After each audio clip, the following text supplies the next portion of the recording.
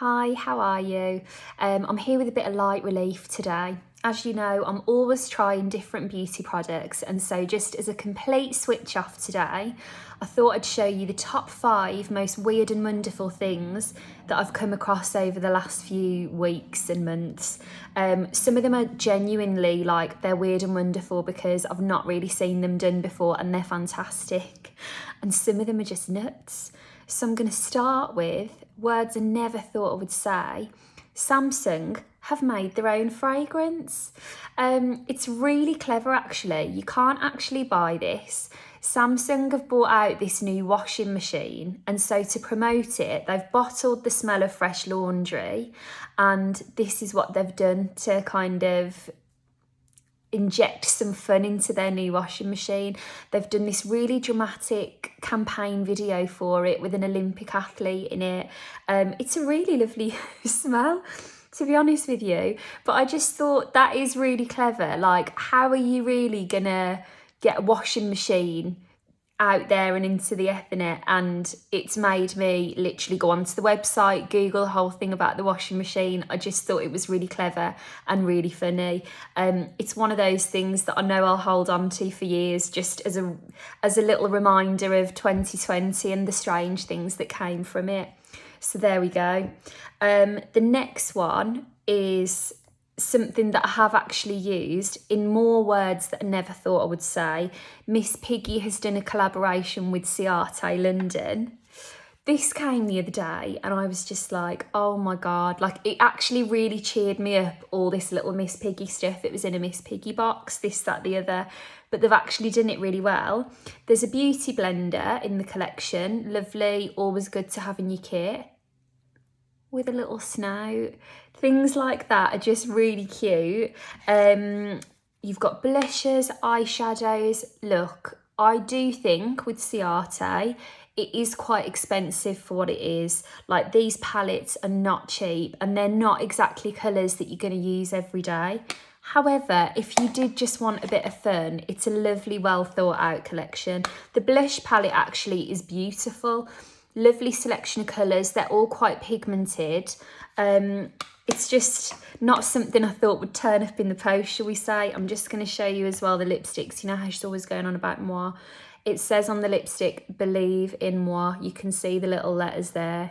So really cute, something a bit different. Okay. Oh, I've just gone.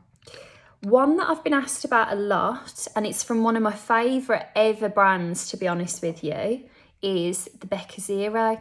Now, if you've not seen Becca Zero, I'm going to show it to you. This is, what do they call it now? It's basically a pigment-free foundation. It's this kind of clear gel. I haven't got the thing to scoop it out, but I mean, it's only me using this. A pigment-free gel. I've just done a makeup, so I've probably got a bit of makeup on that hand. And essentially, what it's designed to do is, you know, skim over the appearance of any texture, any pores, give you a really even skin finish. If you don't want to wear foundation, but you want to look completely flawless everywhere. What does make this quite unique, because everyone's like, is it just a primer? First of all, it's not, because you can't layer on top of it. It's just not designed in that way that will work. But also you kind of feel this surge of moisture from it when you rub it in. It's very unusual. Becca is one of my favourite ever brands. I think they do highlighter really, really well. I think that their under eye corrector is fantastic. This just isn't for me. It's one I wanted to address because lots of people ask me about it.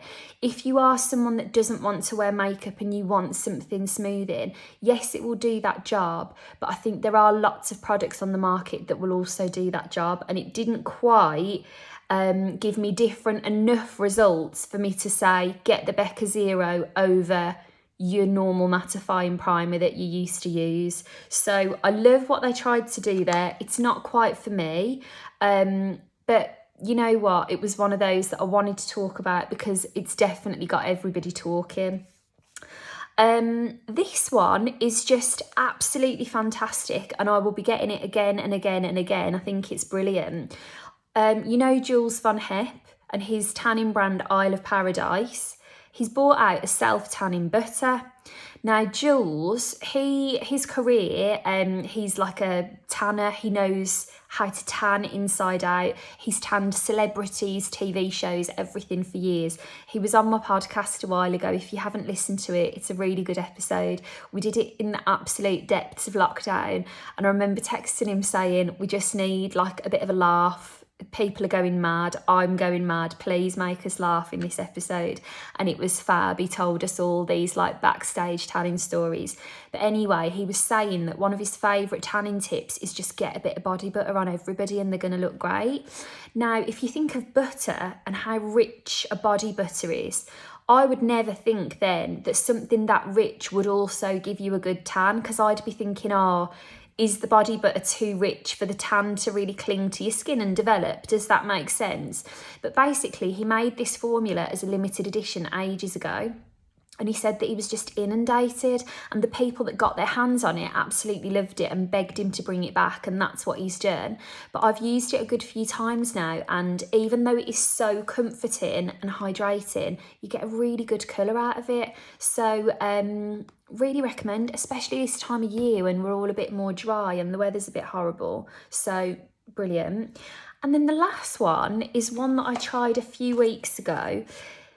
It is a little bit more time consuming, but if you like your false lashes and they overwhelm you a bit, you might like this Kiss Falscara.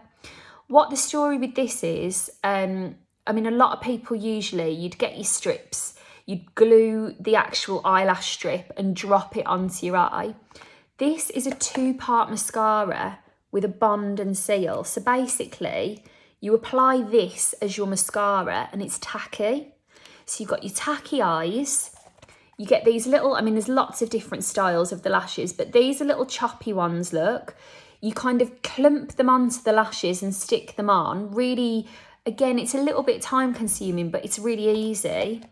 And then you seal everything in with the sealant, which is white, but when I was on the Zoom call learning about them, I accidentally dipped them into the wrong ends, so they both look black, but that one is meant to be white.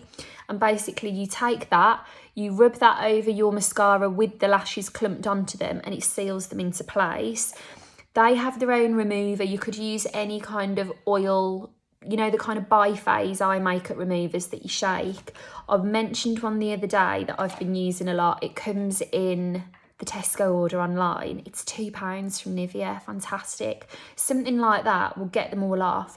If you've always been a bit overwhelmed about your lashes, give that a go. But I've never seen one where the mascara is essentially the glue, so I thought that was quite good and different.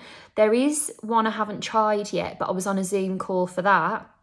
Eyelaw have created a set of lashes where if you do a liquid liner, the liquid line is magnetic, and then the lash will just drop onto the liquid liner, so that's really clever as well. But yeah, there's a few weird and wonderful things that I did not expect to be opening, but have all brought me a bit of a giggle and a bit of fun. I hope you enjoyed, and I'll speak to you soon.